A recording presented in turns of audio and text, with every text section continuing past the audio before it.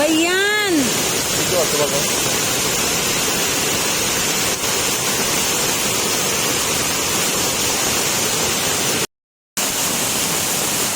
Hello guys, for today's video guys, magandang hapon. Tatawid tayo dun sa kabila pero hindi tayo makatawid dahil sobrang lakas talaga ng ilog.